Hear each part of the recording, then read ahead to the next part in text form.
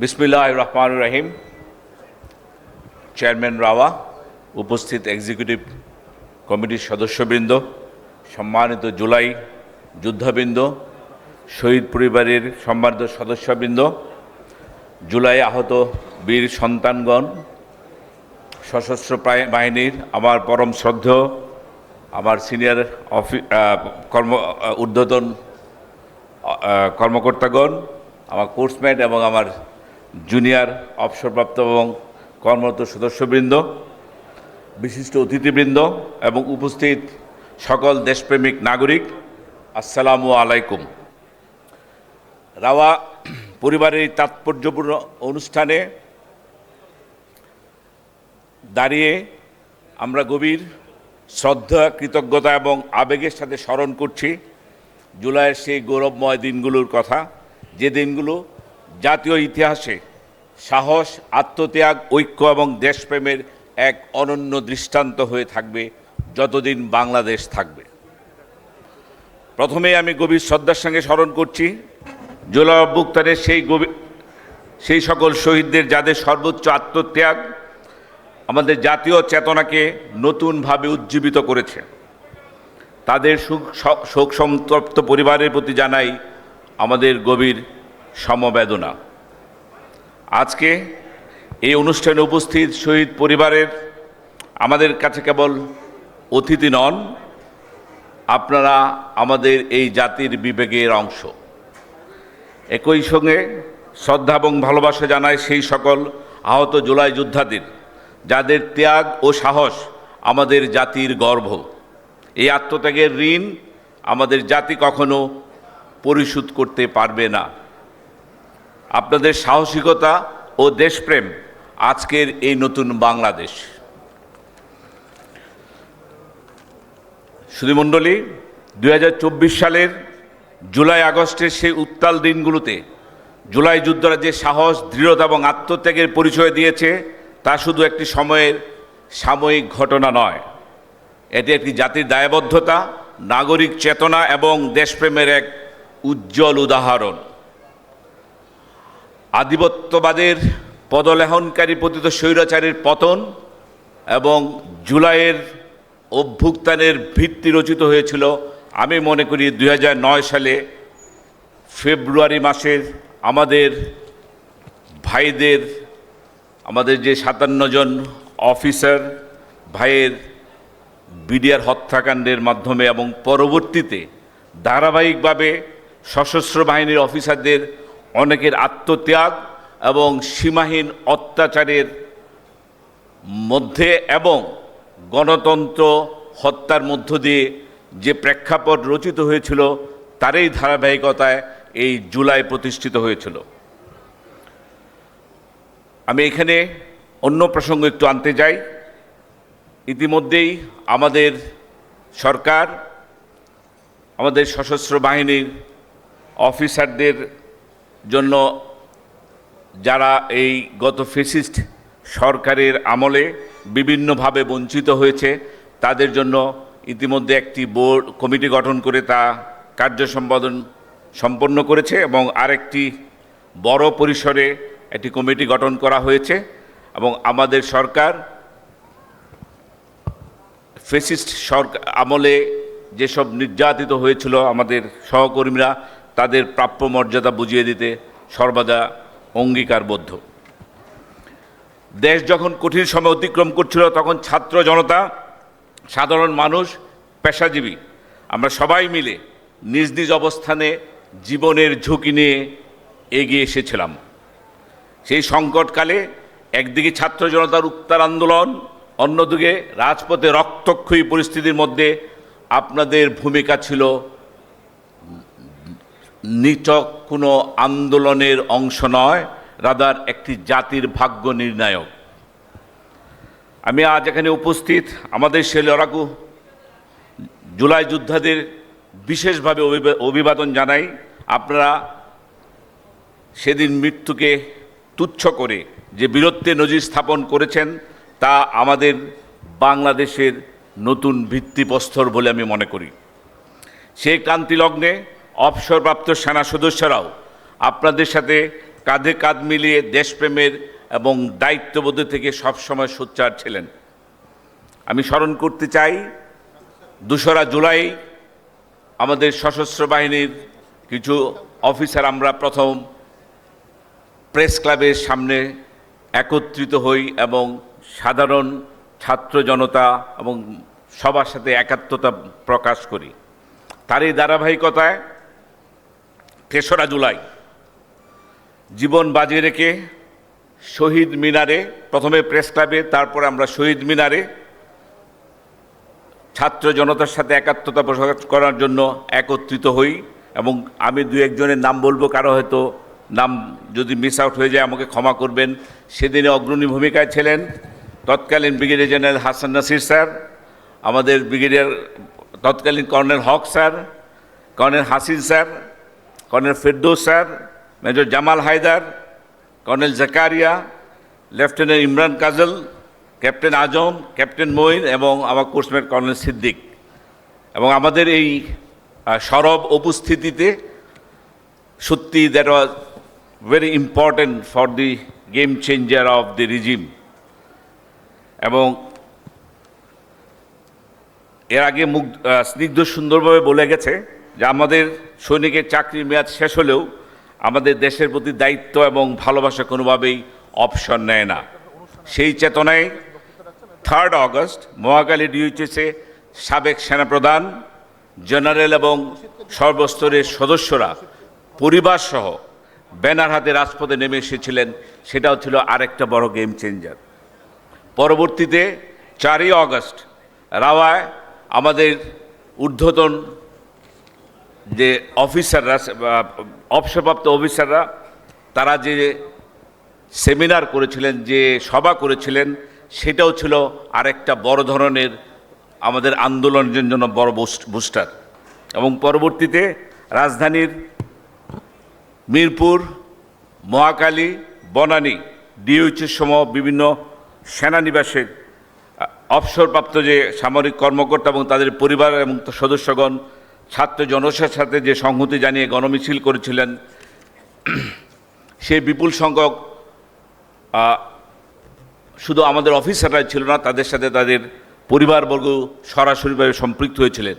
আমি স্মরণ করি মেজর সিনহা হত্যার বিচার এবং তার ন্যায় বিচার প্রতিষ্ঠার দাবিতে আমাদের যে রাওয়ার সদস্যরা ছিল তাদের যে সোচ্চার ভূমিকা, এটা ছিল ক্ষমতার অপব্যবহারের বিরুদ্ধে গোটা জাতির একটা বিরাট প্রতিবাদ। আমি মনে করি সেই অবস্থানেই জুলাই আন্দোলনের নৈতিক শক্তি জুগিয়েছিল। আজকের এই আয়োজনে জুলাই যোদ্ধাদের সাথে অবসরপ্রাপ্ত এই কর্মকর্তাদের মিলন মেলা আমাদের নতুন জাতীয় সংহতির এক অনন্য প্রতীক। আপনাদের অভিজ্ঞতা এবং জুলাই যোদ্ধাদের অদম্য সাহস, এই দুয়ের সমন্বয়েই গড়ে উঠবে আমাদের কাঙ্ক্ষিত বাংলাদেশ। আমি দৃঢ়তার সাথে বলতে চাই, জুলাইকে অবহেলা করে, জুলাইকে অস্বীকৃতি জানিয়ে বাংলাদেশকে এগিয়ে নেওয়া যাওয়া কোনোভাবেই সম্ভব নয়। 71 যেমন আমাদেরকে স্বাধীনতা দিয়েছিল, জুলাই আমাদেরকে যে শিক্ষা দিয়েছে গুড গভর্নেন্স এন্ড মানুষ সম্পৃক্ত সমাজ ব্যবস্থা গড়ার জন্য যে দায়বদ্ধতা আমাদেরকে দিয়েছে, যার প্রেক্ষিতে যে বর্তমান সরকার ক্ষমতা এসেছে, আমরা আপনাদের কাছে অঙ্গীকার করতে পারি সরকার জুলাইয়ের যে স্পিরিট এবং আদর্শ আছে সেটাকে পুরোপুরি ধারণ করেই আমরা আমাদের সমাজকে বিনির্মাণ করতে চাই। জুলাইয়ের চেতনা শুধু একটি বৈষম্যহীন, ন্যায়ভিত্তিক, মানবিক কল্যাণ রাষ্ট্র প্রতিষ্ঠার আকাঙ্ক্ষাকেই বুঝি আমরা, অন্য কিছু নয়।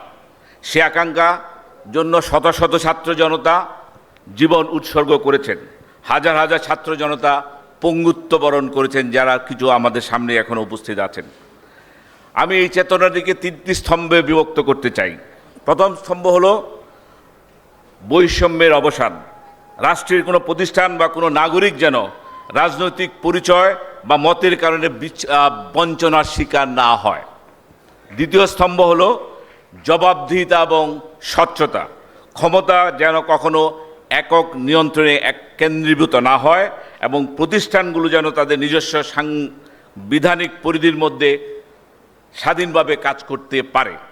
তৃতীয় স্তম্ভ হলো জাতীয় সংহতি ও পুনর্মিলন। অতীতের ক্ষত সারিয়ে সবাইকে সঙ্গে নিয়ে একসঙ্গে এগিয়ে যাওয়াই আমাদের সরকারের মূল উদ্দেশ্য। আপনারা ইতিমধ্যেই প্রত্যক্ষ করেছেন আমাদের মাননীয় প্রধানমন্ত্রী ইনক্লুসিভ স্টেট সিস্টেমে বিশ্বাস করেন, যার জন্য সকল ধর্ম বর্ণ নির্বিশেষে সবাইকে নিয়ে একত্রে উনি রাষ্ট্র পরিচালনার জন্য সকল পদক্ষেপ গ্রহণ করছেন। সশস্ত্র বাহিনীর জন্য জুলাইয়ের চেতনা ধারণ করার অর্থ হল বাহিনীকে একটি পেশাদার, রাজনীতি নিরপেক্ষ ও জনমুখী প্রতিষ্ঠান হিসেবে গড়ে তোলা, যেখানে মেধা ও যোগ্যতাই হবে পদোন্নতি এবং দায়িত্ব বন্টনের একমাত্র মানদণ্ড, যেখানে গুম খুনের এক্সপার্টদেরকে আলাদা প্রমোশন দেওয়া হবে না, যেখানে প্রত্যেকটা ইন্ডিভিজুয়ালের কাজের জন্য তাকে দায়বদ্ধ থাকতে হবে। জুলাই যোদ্ধাদের এই অসম অদম্য সাহস এবং আমাদের বাহিনীর পেশাদারিত্বের সমন্বয়ে এই জুলাইয়ের যে মূল চেতনা, সেটাকে আমরা বাস্তবায়ন করতে পারবো বলে আমি দৃঢ়ভাবে বিশ্বাস করি। একই সঙ্গে আমি স্পষ্ট করে বলতে চাই, জুলাইয়ের চেতনা কোনো রাজনৈতিক বা ব্যক্তিগত স্বার্থে ব্যবহার করা উচিত নয়। এই চেতনাকে প্রাতিষ্ঠানিক সংস্কার, ন্যায় বিচার এবং জাতীয় ঐক্যের একটি স্থায়ী ভিত্তি হিসেবে প্রতিষ্ঠিত করাই আমাদের মূল লক্ষ্য। আপনাদের আজকের ওই উপস্থিতি এবং এই সংহতি সেই লক্ষ্য অর্জনে আমাদের মনোবলকে আরও সুদৃঢ় করবে। জুলাই আহত ও শহীদ পরিবারদের প্রতি রাষ্ট্রের দায়িত্ব শুধু নৈতিক নয়, এটা আমাদের জাতীয় অঙ্গীকার। আজ সরকার গৃহীত উল্লেখযোগ্য উদ্যোগের দু একটি চিত্র আপনাদের সামনে তুলে ধরতে চাই। গ্যাজেটভুক্ত জুলাই যোদ্ধাদের মধ্যে সিংহভাগ শ্রেণী অনুযায়ী মাসিক সম্মানী ভাতা প্রাপ্য হচ্ছেন, যেখানে শ্রেণীবদ্ধ আকারে 3টি ক্যাটাগরিতে সরাসরি ব্যাংক হিসেবে সম্মানী পৌঁছে দেওয়া হচ্ছে। বাকি যোদ্ধাদেরকেও এই ভাতা কর্মসূচি আওতায় আনার প্রক্রিয়া চলমান রয়েছে। গুরুতর আহত যোদ্ধাদের মেডিকেল বোর্ডের সুপারিশ অনুযায়ী উন্নত চিকিৎসার জন্য বিদেশ পাঠানো হয়েছে। এই পর্যন্ত গুরুতর স্বাস্থ্য সমস্যা চিহ্নিত হওয়া মাত্র থাইল্যান্ড, সিঙ্গাপুর, তুরস্ক ও রাশিয়ায় পাঠানো হয়েছে, এবং যাদের মধ্যে বড় একটি অংশ চিকিৎসা শেষে দেশে ফিরে এসেছেন এবং আমাদের কিছু যোদ্ধা এখনও বিদেশে চিকিৎসাধীন আছেন। এছাড়া শহীদ ও আহত যোদ্ধা পরিবারের আগ্রহী সদস্যদের একটি ডাটাবেস তৈরি করা হয়েছে, যাদের একটি বড় অংশ ইতিমধ্যে প্রশিক্ষণ ও পুনর্বাসনের কার্যক্রমের আওতায় অন্তর্ভুক্ত করা হয়েছে। আমরা বিশ্বাস করি এই উদ্যোগগুলো এখনই থেমে থাকবে না। চিকিৎসা, পুনর্বাসন, শিক্ষা, কর্মসংস্থান এবং সার্বিক কল্যাণ নিশ্চিত করাই এই প্রক্রিয়ার ধারাবাহিকভাবে অব্যাহত থাকবে এবং প্রয়োজনে আরও শক্তিশালী করা হবে, যাতে কোনো শহীদ পরিবার কিংবা আহত যোদ্ধা নিজেকে একা না মনে করেন। আমরা অতীতেও ছিলাম, বর্তমানেও আছি এবং ভবিষ্যতে আপনাদের পাশে থাকব, এই প্রত্যয় আপনাদেরকে আমরা ব্যক্ত করতে পারি। একটা কথা মনে রাখবেন, ইতিহাস বিকৃতি আমাদের একটা চারিত্রিক বৈশিষ্ট্য এবং এটা একটা আমাদের কালচারে পরিণত হয়েছে। অতীতেও হয়েছে এবং ভবিষ্যতেও হতে পারে, বর্তমানে অলরেডি শুরু হয়েছে। তাই আমাদেরকে সতর্ক থাকতে হবে যেন জুলাইয়ের আত্মত্যাগ, সত্য এবং ইতিহাস কোনো অপব্যাখ্যা, বিভ্রান্তি বা সংকীর্ণ স্বার্থের কাছে যেন হারিয়ে না যায়। কেউ কেউ জুলাইকে নিজেদের রাজনৈতিক বয়ানে ব্যবহারের চেষ্টা করেন, আবার কেউ কেউ এর তাৎপর্য খাটো করে দেখানোর চেষ্টা করেন। ইতিহাসের প্রতি শ্রদ্ধা মানে সত্যকে ধারণ করা, ভবিষ্যৎ প্রজন্মের কাছে সঠিক ইতিহাস তুলে ধরা। এক্ষেত্রে অবসরপ্রাপ্ত সামরিক সদস্য এবং রাও পরিবারের নিরপেক্ষ অভিজ্ঞ কণ্ঠস্বর ভবিষ্যৎ প্রজন্মকে সঠিক পথ দেখাতে গুরুত্বপূর্ণ ভূমিকা রাখবে বলে আমি দৃঢ়ভাবে বিশ্বাস করি। একটা স্লোগান আমাদের খুব বেশি হৃদয়কে আন্দোলিত করত। সেই স্লোগানটা ছিল, লক্ষ শহীদের রক্তে কেনা দেশটা কারো বাপের না। এবং এই স্লোগানটা দিয়েই কিন্তু আমরা অনেক কিছুই বুঝাতে পেরেছিলাম, সারা বাংলাদেশকে ঐক্যবদ্ধ করতে পেরেছিলাম। যার জন্য আমি বলি, বাংলাদেশের জাতীয়তাবাদ এবং জুলাইয়ের এই অভ্যুত্থানের মূল যে চেতনা, সেটা একে অপরের পরিপূরক। বাংলাদেশ জাতীয়তাবাদী দল যখন রাষ্ট্র পরিচালনার দায়িত্ব পেয়েছে, তখন ওই সশস্ত্র বাহিনীর মর্যাদা, পেশাদারিত্ব, আধুনিকায়ন এবং সদস্যদের কল্যাণে সর্বোচ্চ গুরুত্ব দিয়েছে। এই ধারা ভিত্তিপ্রস্তর স্থাপন করেছিলেন আমাদের স্বাধীনতার ঘোষক শহীদ রাষ্ট্রপতি জিয়াউর রহমান, একজন বীর মুক্তিযোদ্ধা, সৈনিক ও রাষ্ট্রনায়ক। মহান মুক্তিযুদ্ধে তার নেতৃত্ব এবং স্বাধীনতার পর সশস্ত্র বাহিনীর পুনর্গঠন, পেশাদারিত্ব, শৃঙ্খলা ও জাতীয় প্রতিরক্ষা ব্যবস্থার আধুনিক ভিত্তি নির্মাণ আজও আমাদের জন্য প্রেরণার উৎস। তিনি বিশ্বাস করতেন, একটি শক্তিশালী রাষ্ট্রের ভিত্তি হলো একটি পেশাদার, অরাজনৈতিক এবং জনগণের আস্থাভাজন সশস্ত্র বাহিনী। সেই পথকে আরও এগিয়ে নিয়েছিলেন আমাদের সাবেক প্রধানমন্ত্রী দেশনেত্রী বেগম খালেদা জিয়া। তার নেতৃত্বে তিন বাহিনীর আধুনিকায়ন, প্রশিক্ষণ ও সক্ষমতা বৃদ্ধি, জাতিসংঘের শান্তিরক্ষা কার্যক্রমে বাংলাদেশের ভূমিকা সম্প্রসারণ এবং সদস্যদের কল্যাণে গুরুত্বপূর্ণ পদক্ষেপ গ্রহণ করা হয়। একজন সেনা পরিবারের সদস্য হিসেবে তিনি সবসময় সশস্ত্র বাহিনীর প্রতি আন্তরিক মমত্ববোধ এবং সম্মান প্রদর্শন করছেন, যা তিনি মৃত্যুর আগ দিন পর্যন্ত প্রমাণ করেছেন। আপনাদের মনে আছে কিনা, দেশনেত্রীর মৃত্যুর আগে 21শে নভেম্বর ওনার সর্বশেষ যে কোনো পাবলিক গ্যাদারিংয়ে যে উপস্থিতি ছিল, শারীরিক অবস্থা এমন পর্যায়ে ছিলেন, শুধু সশস্ত্র বাহিনীর প্রতি তার যে মমত্ববোধ এবং ভালোবাসা, সেই দায়বদ্ধতার জায়গা থেকে ওনাকে চরম অসুস্থতার মধ্যে উনি স্থির করেছেন উনি আসবেন, এবং আমরা কোনোভাবে ওনাকে বিরত রাখতে পারিনি। এবং উনি অনুষ্ঠানের পরে যাওয়ার পরে গুরুতর আহত হন। তারপরে ঘটনা আপনারা সবাই জানেন। সো আমি যে জিনিসটা বলতে চাই, উনি শুধু সেনাবাহিনীকে দেখানোর জন্য কখনো ভালোবাসেন না, উনি মন থেকে সেনাবাহিনীকে ধারণ করতেন, ভালোবাসতেন, এবং সেনাবাহিনীর জন্য উনার যে স্থান সেটা উনি মৃত্যুর আগ পর্যন্ত দেখিয়ে দিয়েছেন। আজ তারই ধারাবাহিকতার অংশ হিসাবে আমাদের মাননীয় প্রধানমন্ত্রী তারেক রহমানের নেতৃত্বে আমাদের লক্ষ্য একটি আধুনিক, প্রযুক্তি নির্ভর, পেশাদার, রাজনীতি মুক্ত, নিরপেক্ষ এবং জনমুখী সশস্ত্র বাহিনী গড়ে তোলা। আর এই লক্ষ্য অর্জনে আমাদের নতুন প্রেরণার উৎস হল 24 জুলাইয়ের গণ অভ্যুত্থান। জুলাইয়ের সেই উত্তাল দিনগুলোতে ছাত্র জনতা যে অভূতপূর্ব ত্যাগ স্বীকার করেছে, তা আমাদের জাতীয় চেতনার অবিচ্ছেদ্য অংশ হয়ে দাঁড়িয়েছে। আজ এখানে আপনাদের এই সমবেত উপস্থিতি, একদিকে জুলাইয়ের সাহসী যোদ্ধারা এবং অন্যদিকে আমাদের সশস্ত্র বাহিনীর অবসরপ্রাপ্ত গর্বিত সদস্যরা প্রমাণ করে জুলাইয়ের চেতনা আমাদের এই ধারাবাহিকতায় নতুন প্রাণ দিয়েছে। উপস্থিত জুলাই সদস্যরা, জুলাই যোদ্ধা এবং আমাদের অভিজ্ঞ অবসরপ্রাপ্ত সদস্যরা যখন একই মঞ্চে মিলিত হয়েছেন, তখন এই সমন্বয় আমাদের বাংলাদেশের ভবিষ্যৎ রাষ্ট্র বিনির্মাণে এক শক্তিশালী অঙ্গীকার হিসাবে কাজ করবে বলে আমি দৃঢ়ভাবে বিশ্বাস করি।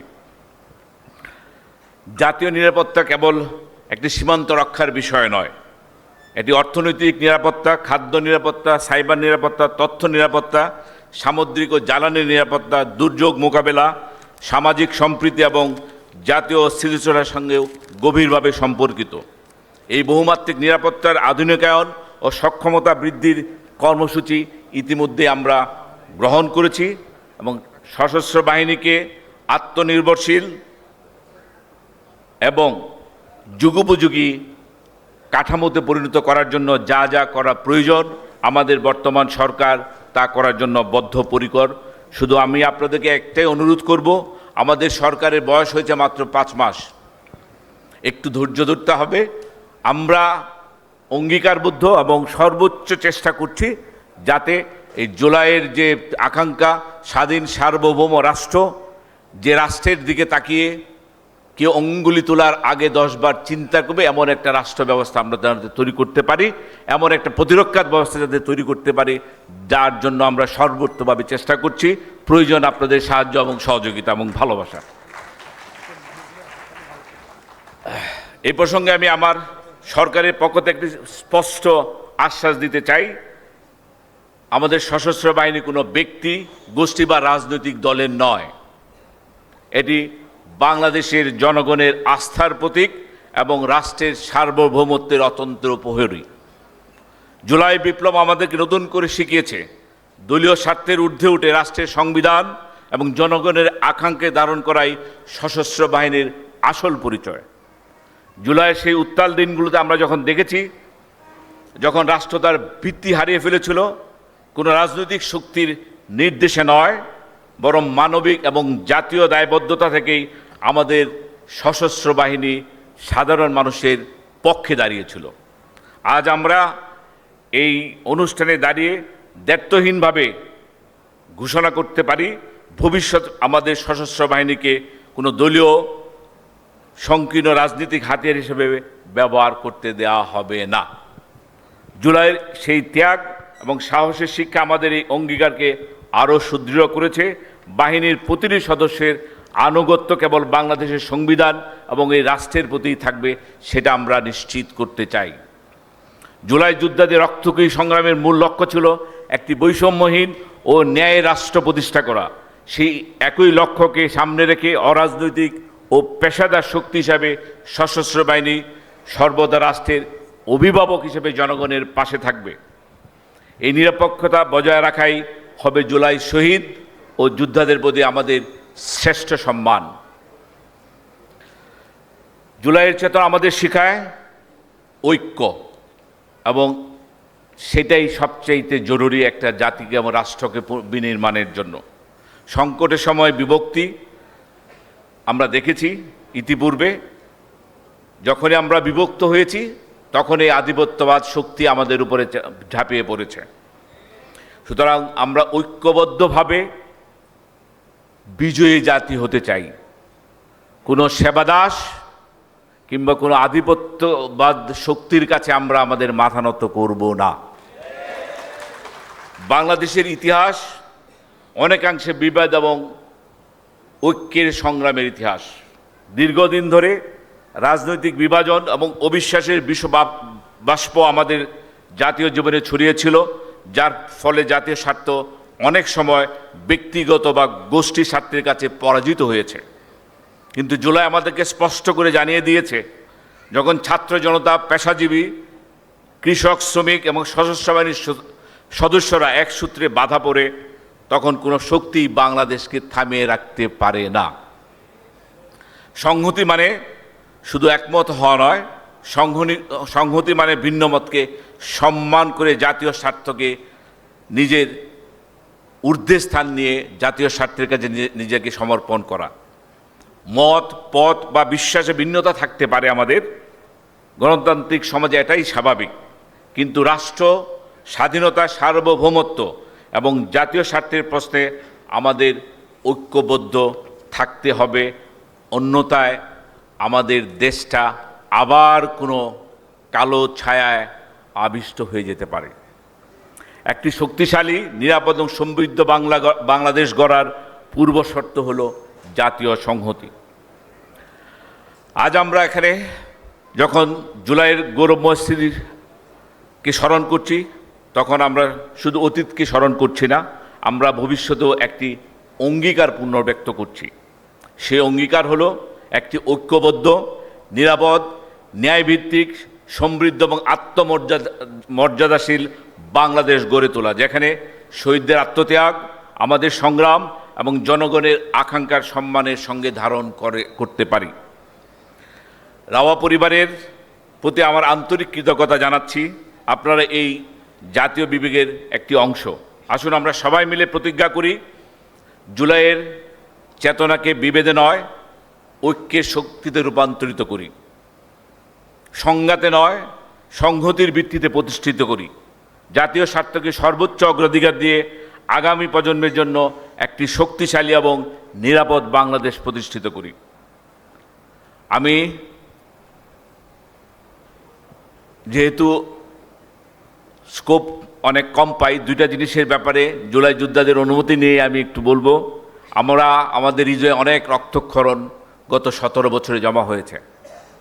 মেজর সিনহা হত্যাকাণ্ড, বিডিআর হত্যাকাণ্ড এবং আমাদের অনেক ভাইদেরকে সিস্টেমেটিক্যালি মারা হয়েছে এবং তাদেরকে এমনভাবে আমাদের দুজনকে অলরেডি দেখেছেন, আজমি স্যার, হাসিন স্যার, আরও অনেকেই আছেন, জীবন থেকে অনেকগুলো স্বর্ণালী দিন কেটে নেওয়া হয়েছে। তো আমরা, আমাদের সরকার এই সব বিচারের ব্যাপারে দৃঢ় প্রতিজ্ঞ এবং আমরা মেজর সিনহার হত্যাকাণ্ড যত দ্রুত সম্ভব কার্যকরী করা যায় তার জন্য সর্বোচ্চ পদক্ষেপ গ্রহণ করছি। এবং বিডিআর কমিশন যেটা জেনারেল ফজলুল স্যারের নেতৃত্বে হয়েছে, সেটা অনেকগুলো দিক আছে, বাস্তবায়নের জন্য আমরা সর্বদাই চেষ্টা করে যাচ্ছি এবং আপনারা এর ফল খুব শীঘ্রই দেখতে পাবেন এবং আমি আশা করি এতে আপনাদের যে আকাঙ্ক্ষা সেটা আমরা পূরণ করতে সমর্থ হব। 17 বছরের জঞ্জাল, একটু সময় আমাদেরকে দিতে হবে এবং যখন ফেসিবাদ কোনো শক্তি কোনো রাষ্ট্রের উপরে ভর করে তখন তার অঙ্গ প্রত্যঙ্গগুলোকে এমনভাবে ভেঙে ফেলে যেটা জোড়া দিতে গেলেও সমস্যা, আবার নতুন করে বানাইতেও সমস্যা। আমরা এমন একটা পরিস্থিতির মধ্যে আছি। সো আমাদেরকে একটু সহায়তা করবেন, একটু সময় দিবেন। আমরা আপনাদেরকে কথা দিতে চাই, জুলাইয়ের যে আদর্শ, জুলাইয়ের যে চেতনা, আপনাদের যে আকাঙ্ক্ষা, সারা বাংলাদেশের মানুষের যে আকাঙ্ক্ষা, সেটা বাস্তবায়ন করার জন্যই মাননীয় প্রধানমন্ত্রী তারেক রহমান বাংলাদেশে নেতৃত্ব গ্রহণ করেছেন এবং যার জন্যই মনে হয় এই 2/3 মেজরিটি নিয়ে, ব্রুটাল মেজরিটি দিয়ে বাংলাদেশের মানুষ ওনাকে ক্ষমতায় পাঠিয়েছেন এবং উনি ওনার পিতা এবং মাতার মতোই বাংলাদেশের জন্য, বাংলাদেশের মানুষের জন্য, বাংলাদেশের মানুষের ভাগ্য উন্নয়নের জন্য অঙ্গীকারবদ্ধ। পরিশেষে জুলাইয়ের সকল শহীদের রুহের মাগফিরাত কামনা করছি, আহতদের দ্রুত এবং পূর্ণ সুস্থতা কামনা করছি এবং তাদের পরিবারের প্রতি আমি গভীর শ্রদ্ধা এবং কৃতজ্ঞতা জানাচ্ছি। বাংলাদেশ চিরজীবী হোক, জুলাইয়ের আত্মত্যাগ আমাদের প্রেরণা হয়ে থাকুক, জাতীয় সংহতি অটুট থাকুক। আল্লাহ আমাদের সকলকে এবং বাংলাদেশকে আরও শক্তিশালী, নিরাপদ এবং সমৃদ্ধ করার তৌফিক দান করুন। বাংলাদেশ জিন্দাবাদ। আল্লাহ হাফেজ। ধন্যবাদ মাননীয় উপদেষ্টা brigadier general doctor A K M Shamsul Islam.